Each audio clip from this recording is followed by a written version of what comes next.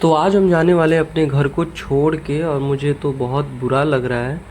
और घर पे सारा काम वाम लगा हुआ था, और फिर हम लोग गाड़ी की चाबी उठा के चले गए पापा के साथ स्टेशन। पापा स्टेशन पे हमको छोड़ दिए। फिर हम चले आए टिकट काउंटर पे, मतलब कि टिकट लेने के लिए। यहाँ आके देखे तो बहुत मतलब अच्छी खासी भीड़ थी।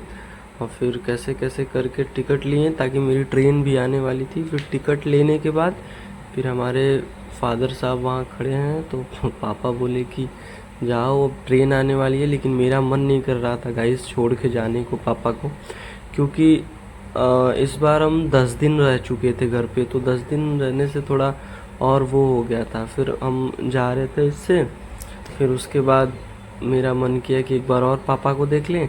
तो फिर हम यहाँ से एक बार पापा को देखते हैं। आप भी देख लो गाइस। और यहाँ से पापा को देखें, पापा भी मुझे ही देख रहे थे। फिर उसके बाद हम लोग स्टेशन की ओर आगे बढ़ चुके हैं।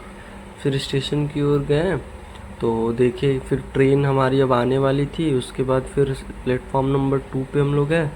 फिर देखे कि ट्रेन आ रही है, फिर वो देखे नई ट्रेन नहीं आ रही है। फिर उसके बाद हम लोग फिर से एक बार पापा को देखें, तो देखे कि पापा वो रहे हमारे। फिर पुलिस वाले अंकल हट जाए तब तो दिखे। और गाइस पापा ये हैं हमारे।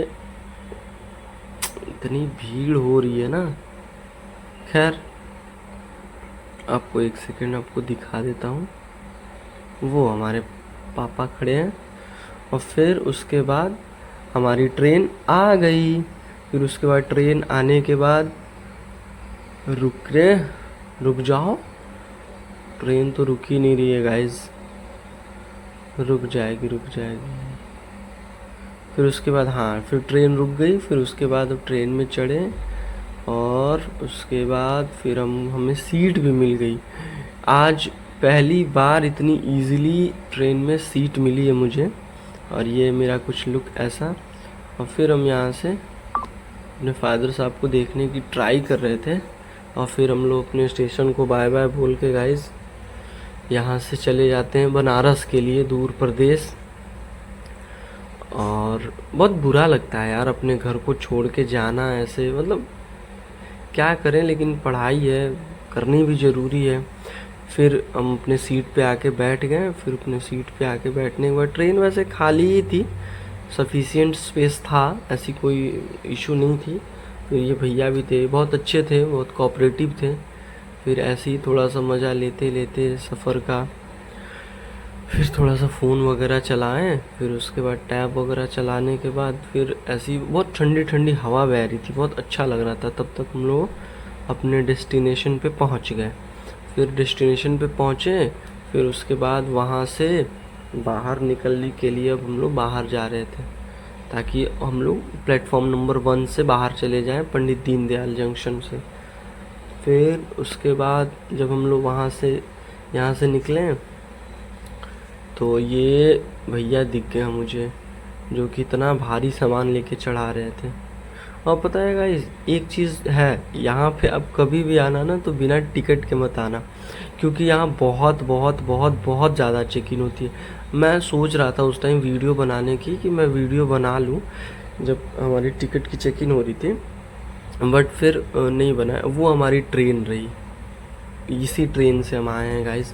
फिर उसके बाद टिकट वगैरह चेक कराने के बाद फिर हम आए नीचे।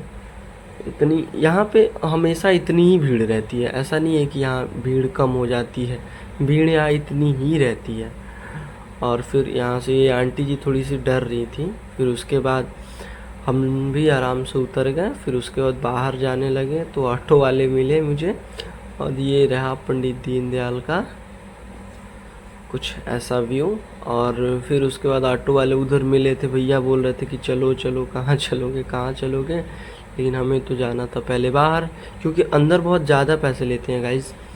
और फिर हमको फाइनली मैंने एक ऑटो बुक कर ली। अब आप बोल रहे होंगे कि ये दो लोग क्यों बैठे हैं जब बुक किए हैं, तो क्योंकि भैया बोल रहे थे कि बैठा ले रहे हैं ऐसे वैसे। हम बोले ठीक है चलो बैठा लो, कोई दिक्कत ना आ। और बनारस रह के थोड़ा हम भी तो बनारसी भाषा बोल ही लेते हैं।